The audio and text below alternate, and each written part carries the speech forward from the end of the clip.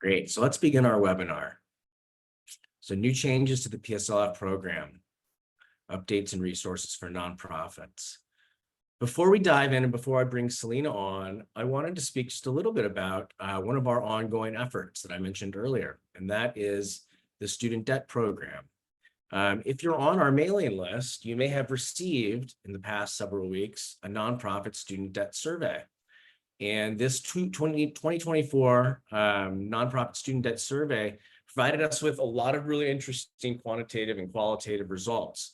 The last comprehensive survey about nonprofit workers in California and their relationship to student debt was completed in 2016, so almost 8 years ago. And it's far time that we have a new look at how this important subject is affecting our sector. And I wanted to bring up just a couple of quick data points that I think were really striking to us. The first being that 75% of the nonprofit workers that responded to our survey currently carry student debt. 55% of those respondents said that student debt makes it more difficult for them to stay in the sector. 42% reported that they were not adequately informed about PSLF. And 56% of nonprofit workers who responded and who were eligible for PSLF had not applied for a variety of reasons. And when we bring Celina on, I hope that we'll be able to talk about some of the more complicated aspects of PSLF and some of the upcoming changes that are really important to take note of. So with that, I'd like to introduce Celina. We're really pleased to have you today, Celina. Thanks for joining us as always. Thank you. Thank you. It's a pleasure to be here. I'm joining from San Diego, so I'm right. You probably have sunnier weather than we do. That's great. Always. Yeah. Good morning, everyone. Celina is the Student Loan Servicing Ombudsman for the California Department of Financial Protection and Innovation. And their department does a lot of really wonderful and impactful work around promoting and protecting people in our community and making the PSLF program more accessible to folks in the nonprofit world. And she has put together a really comprehensive set of resources and slides today that will tackle some of the most recent changes to the program, including the upcoming April 30th loan consolidation deadline. And I think we might touch briefly on the transfer of the PSLF program from Mohela, which is the current servicer, over to the Department of Education, which is going to occur this spring. So with that, Celina, thanks so much for joining us. I'm going to turn it over to you. Of course. Thank you, Robert. Thank you, everyone, for joining us. As Robert said, my name is Celina Damian. I am the Student Loan Servicing Ombudsperson at the DFPI. I have been in this role for about 2.5 years, and I have done several events with Cal nonprofits, and they are an essential partner to myself and DFPI because they are able to reach the nonprofit, a lot of the nonprofit folks who benefit the most from this program. Let me 1 second. I'm trying to hide myself because I don't like to see myself. I'm sorry. Prior to my state service, I worked in nonprofits. Actually was an employee of several nonprofits. And then throughout my state career, I have worked with many nonprofits and CBOs, and I know the work that you all do is essential to California and that you serve some of the most vulnerable populations, which is our mission here at the DFPI, is to serve those populations as well. So it's my pleasure to be here and to share this information. Today, I will be discussing one of the most popular federal forgiveness programs, public service loan forgiveness. And what you have to understand is that there are different paths to forgiveness. Some have been in place for and available to borrowers for years, and some are newly created, and some have been created and then immediately been blocked by, through latest by the Supreme Court. PSLF is a program that has been in place and available since 2007, but borrowers haven't been able to take advantage of it for many reasons. And as Robert mentioned, one of the main reasons is lack of outreach and misinformation by not just your student loan servicers, but by the Department of Education. Rules also have made it, or traditional rules have also made it hard to qualify. And then there's a lot of skepticism around the program. Employers aren't providing information, and many borrowers just don't even know that they qualify, that their employer qualifies. In the last few years, there have been many new initiatives to help borrowers get back on track and to allow them to qualify when they didn't previously qualify. PSLF is a valuable program, and within the DFPI, we have already helped borrowers, and many DFPI staff receive more than $1 million, probably $1.5 million in forgiveness through PSLF. So today I'm going to be discussing the program, the requirements, the process, updates on the program, and then current initiatives and how to benefit the most from them. But first, I'm going to start with an overview of the basics of student loan repayments, servicers, because it is essential that you know that information in order to get started. So when someone asks, do I qualify for PSLF? It's all going to depend. And I always go back to what type of loan do you have? And many borrowers just don't know. So I want to start there because that is going to be really important. Next, please. So as I mentioned, I'm with DFPI. We are California's consumer protection agency. We regulate companies of financial products to ensure compliance, and this includes student loan servicers. So any financial provider of any financial product in California, we license them and regulate them. We accept and we evaluate consumer complaints, and that includes complaints directly from student loan borrowers against their servicers. We conduct education and outreach, such as this one, to protect consumers from fraud and abuse. Next, please. So how much student loan debt do we have in California? We have about 4 million borrowers that owe approximately $141 billion of student loan debt. Most of that is federal student loan debt. The average debt load of a California borrower is $37,000, and the average monthly payment is $203. The majority of the debt is surprisingly held by borrowers between the ages of 35 to 49 years old. So, excuse me, many people would think that younger college, individuals just exiting college or graduating would have most of the debt, but it's actually borrowers in this age group. And that tells us that they've held this debt for many years. So this isn't just, the debt has grown from the time that they've graduated college. So that's why this group has the most debt. It's not new debt, it's debt that they've already had from the time that they graduated. The default rate in California is 7%. It's not the highest, it's average, but the default is what we are trying to avoid. For federal student loans, default is 270 days of non-payment. Borrowers who attend for-profit institutions have higher debt amount and make less progress in paying the debt down.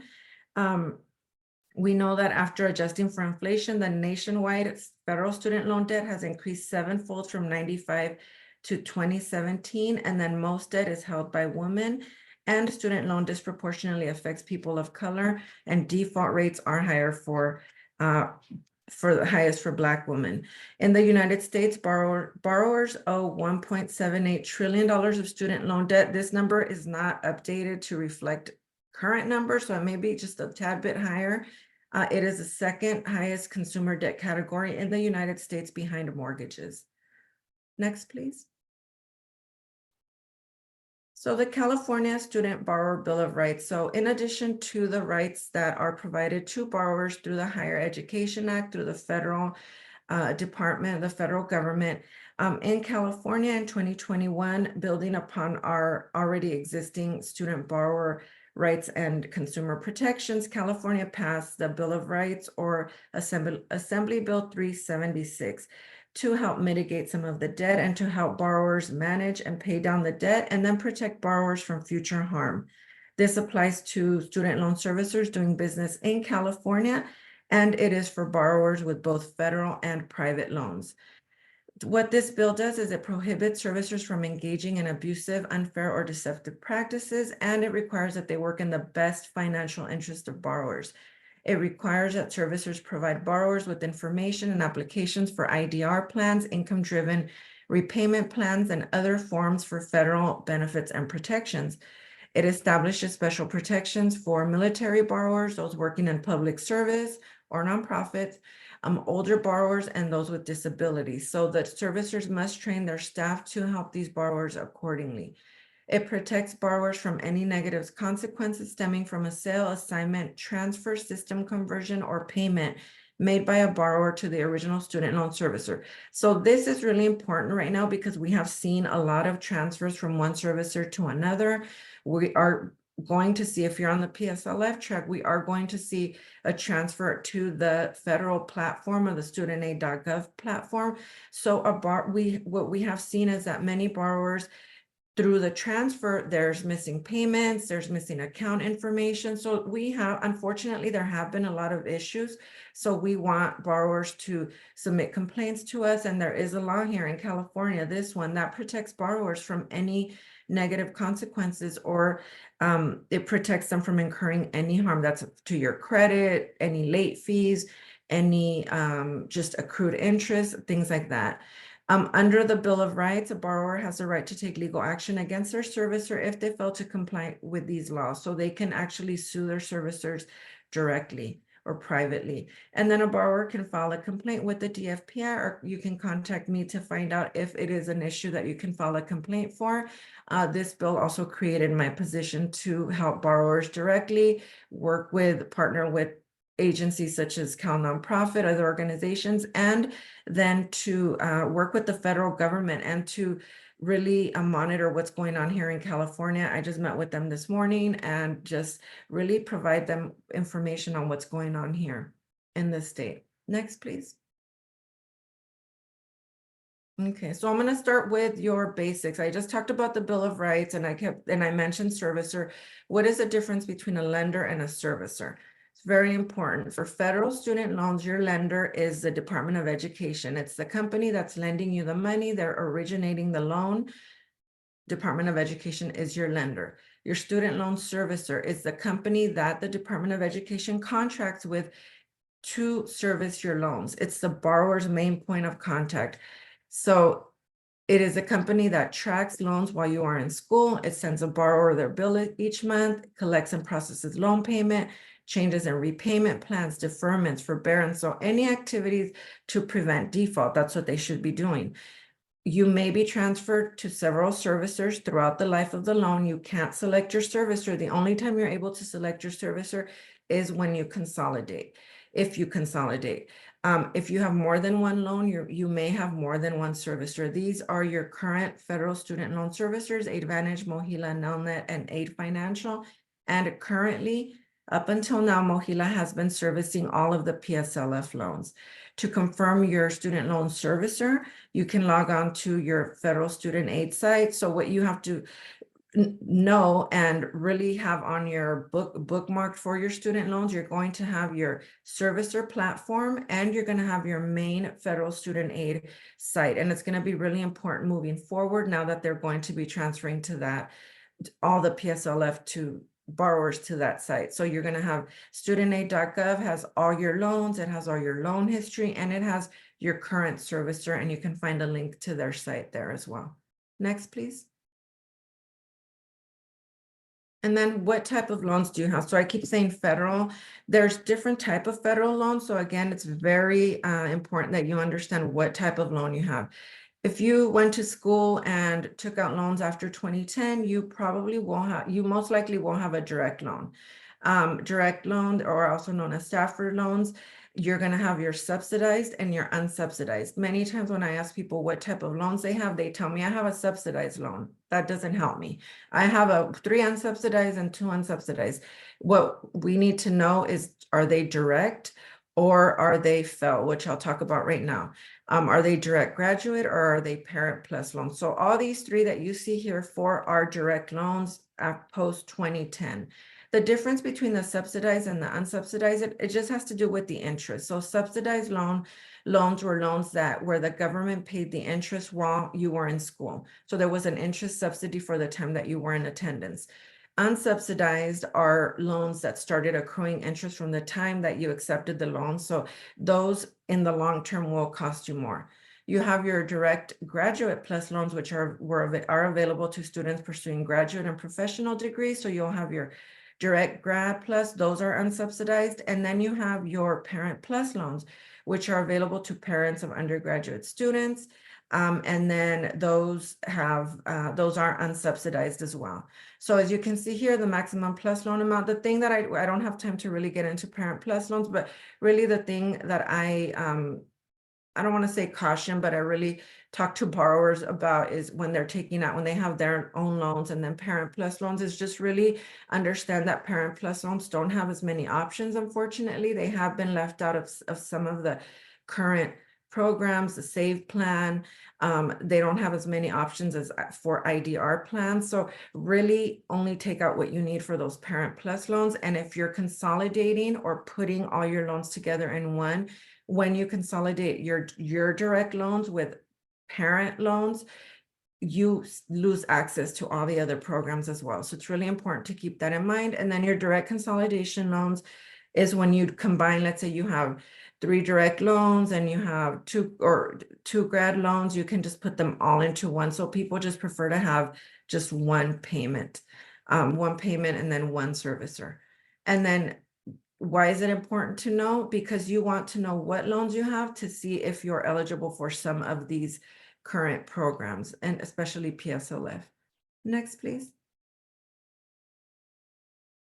So FEL and Perkins loans, we still have a lot of borrowers out there with these FEL loans. So you have your direct loans. Post 2010, borrowers will have direct loans. Pre 2010, direct loans were available. Well, no, they weren't. Sorry. FEL loans. We have FEL loans. These are the older family federal education loans. You'll see FFEL or FFELP loans. So through the FEL program, the Department of Education worked with private lenders to provide student loans guaranteed by the federal government. This is going to be your Navient, your AES. Nelnet has a small FEL portfolio. Now they've switched over to Sloan. Mohela has a small FEL portfolio. So if you have older loans, if you took out loans 15, 20, 25 years ago, most likely you have FEL loans. You may have consolidated a bunch of FEL loans into one FEL consolidation, but the key here is look at that FEL, the type of loan. You have your Perkins loans. Those are loans that were made by schools, and those were discontinued in 2017.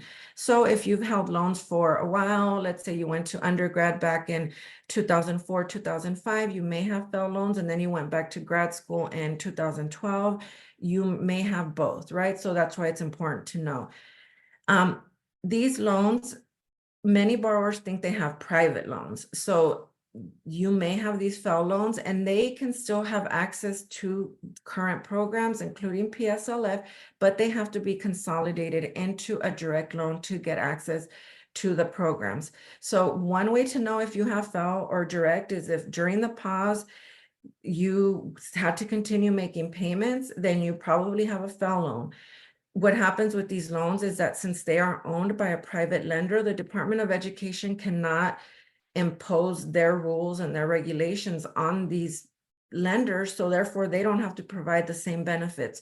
If you consolidate, you really are, what you're doing is you're converting your loan into a direct program to be fully owned by the federal department. And then you can access PSLF and any future program that may qualify, that they roll out. So with this blanket forgiveness that was announced a few years back, it didn't include FEL borrowers. It only included direct loan borrowers. And so just a little background on that. But again, you can find that information on your studentaid.gov account. You'll see the word direct or FEL or Perkins.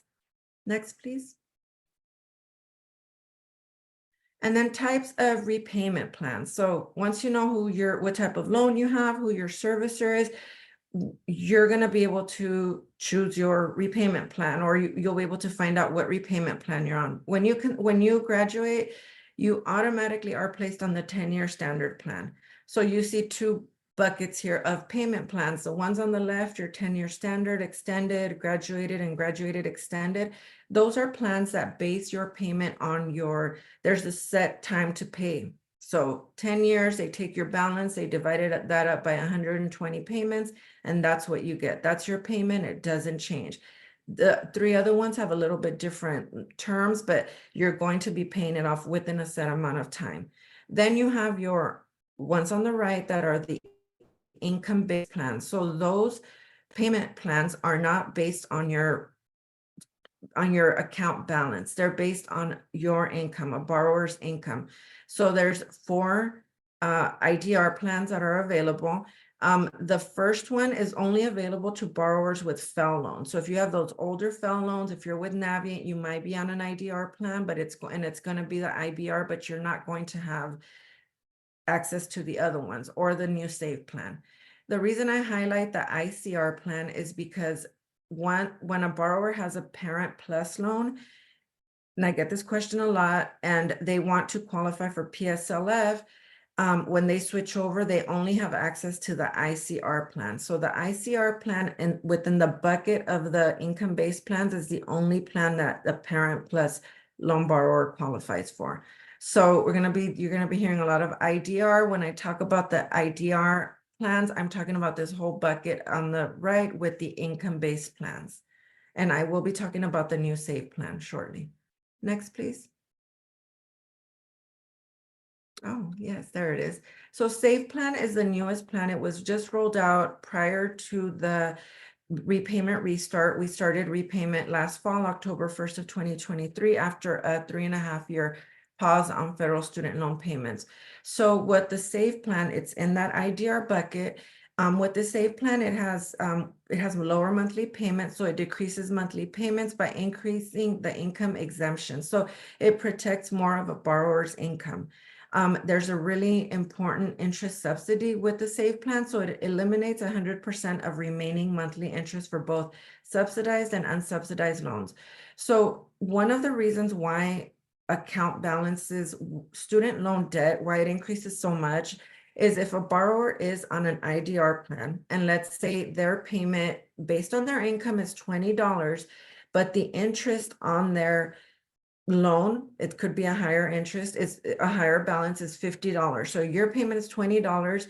It's not covering that $50 interest. So those $30 that are remaining gets added onto your balance. So it gets capitalized. So what's happening is that your balance is growing, even though you're in repayment, even though this is a payment that was assigned to you by Department of Education, your balance is still going to grow. So that's why borrowers have had a really hard time paying these balances down. With SAVE, this interest subsidy, what it does is that extra $30, it's covered by the Department of Education, and it's not added to your balance. So therefore you won't see your total balance grow. Eliminates interest capitalization. When you switch from one IDR to another, your unpaid interest usually gets added to your balance. Through SAVE, it won't. There's a spousal income exclusion, excludes spousal income for borrowers who are married and file taxes separately. And there is a 10-year loan forgiveness component to this plan. All IDR plans have a forgiveness component to them, where if you pay for 20, 25 years, depending on the type of loan and the plan, your balance is forgiven. This is completely separate than PSLF, but SAVE has a forgiveness component with 10 years. And SAVE is a PSLF qualifying plan. So you can be really essentially on a forgiveness track if you're on SAVE and PSLF, right? So you can be on both. But SAVE is a repayment plan, and it is a qualifying payment plan to continue accruing PSLF credit. Next, please. Return to repayment. As I said, there was a payment pause. Payments resumed October 1st, 2023. Prior to the pause, Department of Education instituted a 12-month on-ramp program. Basically, borrowers won't incur negative consequences if they didn't make a payment. So they created this 1-year buffer period. They reported that only 60% of borrowers went back into repayment. So we have a lot of borrowers that may not still be in repayment, probably because of everything that's going on, confusion with the processing of forgiveness, confusion with options. So I'm glad you're here today if you haven't got back on track for payment. So October 1st of this year, then if you haven't made a payment, then it will be delinquent, default, all those consequences. Next, please. And again, this was for direct borrowers. So now we're going to talk about the public service loan forgiveness. Now that you'll know your type of loan, you'll know what repayment plan you're on, you'll know if you qualify or not. So as I said, PSLF was created in 2007 to encourage individuals to enter and remain in public service. Student loan forgiveness of the entire remaining balance is granted after satisfying certain criteria for 10 years or 120 payments. As of March, so Mohela is a current servicer. As of March of 2024, 871,000 borrowers have received over 62 billion in PSLF nationwide, and in California, almost 75,000 borrowers have received over 5 billion in forgiveness through this program. Next, please. So for the requirements, it's really important that you know the right type of loan, right type of employment, and then the 120 eligible payments. All these have to happen at the same time. So that's really important to understand. So you have to be working while making these payments. Have to happen at the same time after 2007. Okay, and we'll get into each one. Next. So you're eligible federal loans. Any direct loan is a qualifying loan for PSLF. So you can have subsidized, unsubsidized, could be a direct Stafford, a direct plus loan, or a direct consolidation. After July 1st, as I said, everything is a direct loan. So if you have any of those direct loans, you qualify. A direct graduate plus loan, direct parent plus loan. So I do put on there, parent plus loan must consolidate to apply for PSLF. And the reason being was when we talked about the IDR plans, when a borrower has a parent plus loan, they're initially only eligible for that standard 10-year standard plan. So you can have a parent plus loan and apply for PSLF and get on a standard plan. But under that plan, your loan is due to be forgiven in 10 years anyway, so you wouldn't get any benefit. The only way to benefit is to consolidate your parent plus loan to get yourself on the ICR plan, on that payment plan, which is based on your income, and then you'd be able to do the 10 years. So that's why borrowers have to, parent plus loans have to consolidate.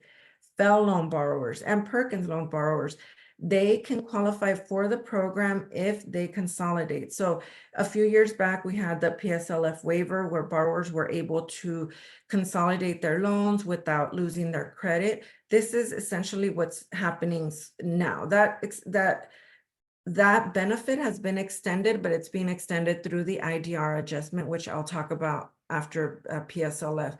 So if you right now have FFEL loans or Perkins loans, and you've been and you're currently working for a nonprofit, I would recommend that you really look into consolidating, because you will be able to apply for PSLF. You won't lose credit for all your previous repayment history, and you can go back and recertify all your time in working for the qualifying employer, anything after 2007. So you may qualify, and previously you may have been told that your loan didn't qualify. That's true, FFEL loans don't qualify, but what you possibly didn't know is that you could consolidate, convert this loan into a direct loan to get into the program. Private loans that are fully private, Sallie Mae, Discover, Chase, if you refinance into a private loan, those don't qualify, and you cannot revert back to a federal loan. Next, please. Eligible employment. So you can to be eligible for PSLF, your employer must be a government organization. It can be on any level, federal, state, local, tribal.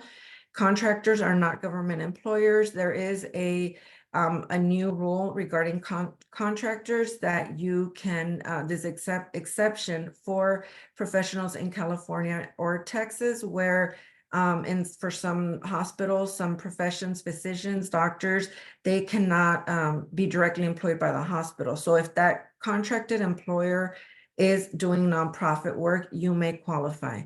501c3 nonprofit organization, you can check with your employer, or you can check the IRS site to see if it is a qualifying 501c3. Certain non-501c3 organizations may qualify if their primary focus is to provide certain specified public service. A borrower that is serving full-time in the U.S. military, the Peace Corps, or AmeriCorps, that counts as qualifying employment. Next, please. Important things about employment, you must be considered full-time. You have to work at least 30 hours per week. That is they've clarified the rules on that. It used to be 30 hours or what the employer considers full-time. That caused a lot of confusion. Now it's just 30 hours a week. So if you work at least 30 hours, you're considered full-time. It must be paid employment. If you're doing volunteer work or internships, that doesn't count. You can be working part-time for multiple eligible employers to reach that 30-hour criteria. Parent plus loan eligibility is based on the parent borrower's employment. So if you have a parent plus loan and your child works for the qualifying employer, you wouldn't qualify. It would be based on your employment. It doesn't matter what position you are in, it matters who you work for. So you could be in a maintenance, you could be in legal and research, and a driver for the school district, anyone that, as long as your employer, the employer on the W-2 form is a qualifying employer. You must still be working for the qualifying employer at the time you submit your form for forgiveness. So if you are currently working, you can apply and you can go back and receive credit for the employment. It doesn't have to be consecutive. So let's say you took a year off for school, or you took a year off to stay at home, or maybe you moved into the private sector for a few years and you came back, you're able to qualify. So anything after 2007 would be qualifying for PSLF purposes. Next, please. So eligible repayment plans. You must be on an IDR plan. So that bucket of those income-based plans, you would have to be on one of those. Your payment, if you have a $0, even if you have a $0 payment based on your income, that is considered an eligible payment. So under the SAVE plan, we have about 4 million borrowers that are currently under $0. That counts towards your repayment. I mentioned the 10-year standard plan, that is also an eligible plan, but because it is a 10-year plan, if you're new to the program, if you're just brand new to public service and you're gonna get en route for the pass for PSLF, that plan wouldn't make sense because you're gonna be paid off in 10 years anyway. So that's why an IDR plan, you're paying based on your income, and then that remaining balance is forgiven after 120 months. So these are the ones you can use. The loan simulator they have on the studentaid.gov site, you can use to enter your information, and you can estimate what your monthly payments will be under the different payment plans. Just to make sure, SAVE should be the most affordable payment plan. So that's the one that we recommend looking into. Next, please. Then eligible payments, as I said, after 2007, again, they don't have to be consecutive, just like your employment, but you do have to be employed with a qualifying employer at the time that you made that payment. For the full amount due as shown on the bill must be made on time. Some periods of forbearance and deferment will count under the IDR adjustment, which I'll talk about shortly. Payments made while the loan is in default do not count as eligible, but you can become, if you are in default, you can become eligible for PSLF if you enroll in the Fresh Start program. One really important, something here to note is that all the months that you were on the payment pause, that's from March 2020 through September of 2023, that was about 36 months, almost 40 months, possibly more, that you didn't make a payment. All those months count towards your PSLF eligibility. So in essence, if you started with the qualifying employer 10 years ago, you're really only having to make 6.5 years of payments. So all those months count as long as you qualify the employer. Another question that I get a lot is, if I make additional payments for that month, will I get additional credits? And you can't. So you can only receive 1 credit per month, even if you've made 3 payments or overpayments. So that's something really important to note. And then also, if you are on the forgiveness path, I guess in that sense, the goal would be to pay the least amount as possible, maybe put that money towards something else, because the entire balance will be forgiven at the end of the period once you meet the time period. Next. So how do you get started? you can find out if your employer is a qualified public service employer. FSA studentaid.gov has an employer search tool where you can enter your employer's federal employer ID number, and you can see whether or not they are eligible. So when you enter your employer's ID number, you may see, as you can see, this is for state of California, for all employees, we all have the same FEIN number. You will see eligible, undetermined, or ineligible. If you see eligible, everything is good to go here. And they have determined that your employer qualifies. And the way they know that is either you probably have other folks that have already qualified or are in the program that are employed by your same employer. Undetermined is they need to perform a review on the employer's eligibility based on the employer dates. And then ineligible is that they have already evaluated the employer and they determine that it doesn't qualify. So if I go right now and enter McDonald's FEIN number, we're going to get ineligible. So if you see eligible or undetermined, if you see undetermined, don't say, oh, I don't qualify. That just means that maybe no one from your agency has applied for the program yet. Then you find out what loans do you have. You can go on studentaid.gov again, look under the loan breakdown, and you'll view the loans. As I said, you'll see that direct or that FEL. That's your keyword. And you may have more than one loan. So you could have undergrad, grad loans, parent plus loans. So it's really important to know the type of loans. And then you consolidate your loans if necessary. So if you have those FEL loans, if you have a FEL consolidation loan, if you consolidate or convert your loan into the direct loan program, you will qualify. Some borrowers with many direct loans from different dates could also benefit from consolidating currently by the end of the month to get all their loans on the same PSLF track. So when you're consolidating into a direct loan, FEL or direct loans, you're getting your loan on the same track, and they're using your effective date of that new direct consolidation loan. They're using the oldest date. So let's say you have FEL loans from 2004 and then you have direct loans from 2012. If you consolidate them together, your new direct consolidation loan will have an effective date of 2004, and they'll use that for forgiveness purposes, whether you're on PSLF or to be reviewed for income-driven repayment forgiveness. So in essence, you could have your newer loans forgiven faster. So that's where you need to know if you need to consolidate or figure out if it's worth for you to consolidate. Next, please. If you have direct loans, if you just want to leave it as is, you don't have to consolidate. They already qualify. And then now they're doing a digital certification form. Previously, you would have to scan the form, fill it out, download it, scan it, send it to your employer, PDF sign. It was a process. Now they've digitalized the process. So now when you use the help tool to apply, you can still use a paper form, but we recommend using the help tool. You can pre-fill and it'll generate the form. You will need the correct email address for your authorizing official. So your authorizing official, like for us in the state or sometimes with the other county city agencies, it's like your personnel analyst, your HR analyst, the person you submit your request to for changes in medical benefits, things like that. If you're with a smaller nonprofit, really it could be your manager, supervisor, anyone that has access and can certify your employment record. So anyone that can certify that you work there. And then they're confirming that the information that's being reported is accurate. The authorized official can make corrections on a form or they can reject the form.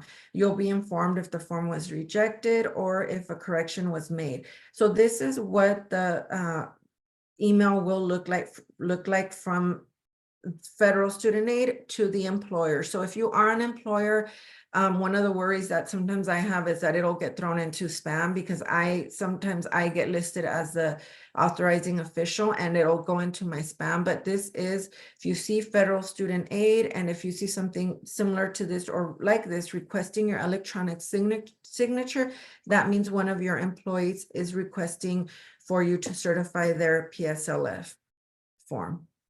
Next, please. This is what the actual paper application looks like for anyone that still wants to continue using that, or maybe they just don't have access to email and things like that. This is the form, and it really is the same information that is on the PSLF on the help tool. Just really clear, make sure the FEIN is legible, and then make sure those dates, and make sure that the information is legible as well. And if you are mailing, just make sure that you photocopy before you mail it out, and if possible, certify mail. But again, 100% would recommend the help tool, just because there is a time stamp, and there is immediate confirmation that it was received. Not that it was processed, but that it was received. Next, please. The transition. So just real quick, once you submit your form, it gets processed and it gets sent. There's going to be a new process for PSLF. Usually what happened was if you were consolidating, if you needed to consolidate, that consolidation takes about 60 days. It goes through one servicer, then it would go to Mohela. If you're just directly applying for PSLF, you would apply for PSLF, the form would go to Mohela, and then they would get access, or your loan would be transferred to them. And so then they would update your information, check the certified employment. Now Department of Education is taking over the PSLF program from Mohela. So now you will be dealing directly with Department of Education, and you will use the studentaid.gov platform for PSLF. So beginning May 1st, so in a few weeks through July 1st of 2024, there will be a processing pause in order for this to take place. So in order for all the accounts to be moved over. So if you are so what they are pausing is they're pausing PSLF form processing. During this period, you can submit your forms, but they will not be processed until after the pause ends. Payment count updates. So your payment counts will not be updated during the processing pause, but all payments will be reflected on the studentaid.gov account once they get up and running. At the end of the summer. Forgiveness of loans, if you reach loan forgiveness during the processing pause. So if you're at the 118 right now, or let's say 119, and May was your 120, then there will be a processing pause, and you will either be refunded after the pause for any payments made beyond the 120 qualifying payments, or you will see these payments applied to other outstanding federal student loans. So if you are on the PSLF track already, what I would recommend is just down information from the Mohela site. Just they should have sent you all the forms they should be in your inbox, like when they update your counts, your qualifying employer, everything. So just make sure you download all those documents before it gets transitioned over. So the reason for this is to make it easier for Department of Education to sort of streamline this process. They will still have servicers on the back end doing some of the work, but now, instead of going to Mohela, you're going to be going to the studentaid.gov site to see your PSLF count and your tracker.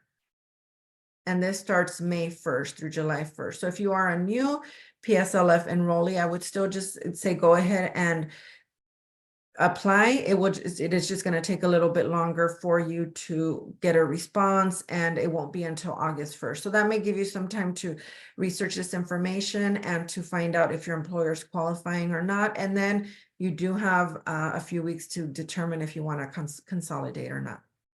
Next, please. So additional updates regarding qualified employment. So before, the rules were we're not firm on these. So for a non-tenure or adjunct faculty member that works at an institution of higher education, they're usually paid solely for credit hours when they are teaching. So now to find out if you're at the 30 hours per week mark as determined, each credit or contact hour can be multiplied by 3.35 to see if you meet the 30 hours.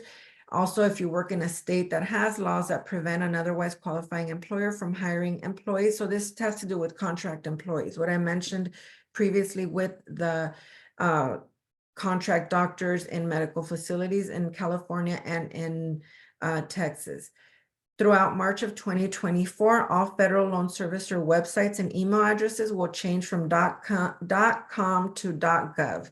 So it won't be mohela.com anymore. It will be mohela.gov. The same with Nelnet, AidVantage, and they're doing this again just to make sure that borrowers know who they're dealing with directly. And these are going to be implemented late June 2024.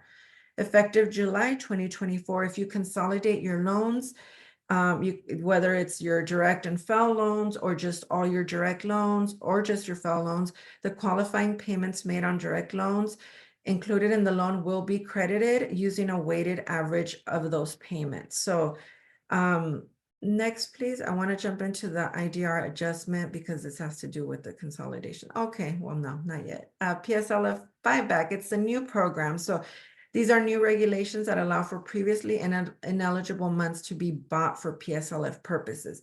So this program is really important. If, let's say, you were in public service and you're at 118 months, but then you left at the 119.20, or you just have a few months that don't qualify because you were on forbearance or deferment. And you don't qualify under the adjustment because they weren't long periods. So through this, you can buy a few months through the Department of Education to meet the PSLF criteria. You have to have 120 months showing as qualified. They're not going to be all eligible, but qualified, you have to still have a balance on your loan. And then, so this is really good if you're at the 120 for employment months, but the payments, you didn't make all the 120 qualifying payments. Next, please. And then there is a reconsideration process. This is if you use the search tool and your employer status was returned as ineligible, but you have additional information showing that it is eligible. You receive notification from PSLF servicer that it isn't eligible, but again, they should be eligible, and then you disagree with the qualifying payment count you received in a letter. So right now there's an IDR adjustment that's going on.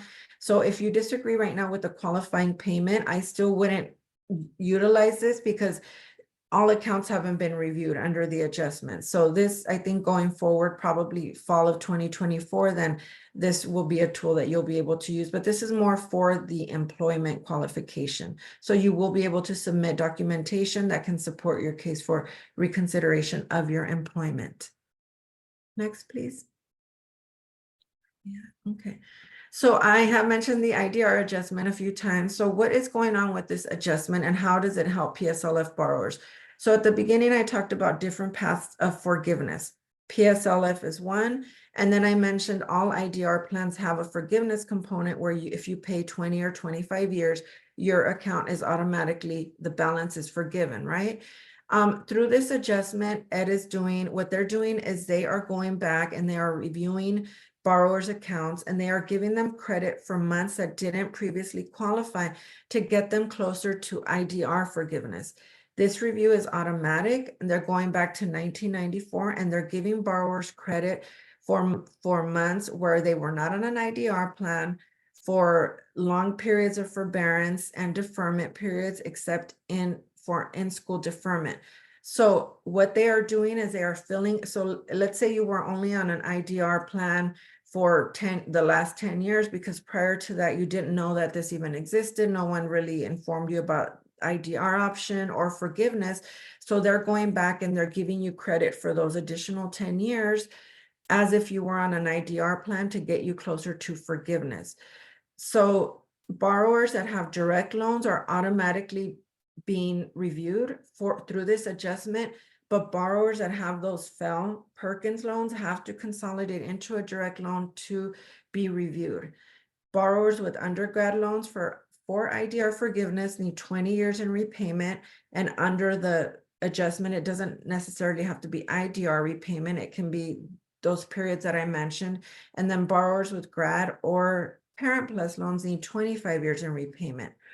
Any borrowers with loans that have accumulated eligible time in repayment for at least 25 years may see automatic forgiveness, even if they are not currently on an IDR plan. So they're going back and they're filling in those gaps where borrowers just weren't on an IDR plan to get them closer to forgiveness. How do I find my payment history?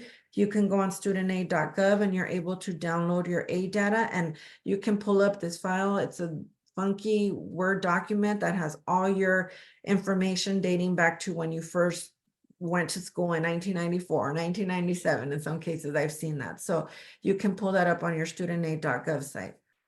Next, please. And how does this affect PSLF borrowers? Well, PSLF borrowers, they are on track for PSLF. That means that you already have a direct loan. You'll be reviewed automatically, and you will see an increase in your PSLF count. So let's say that you've been in qualifying employment for 15 years.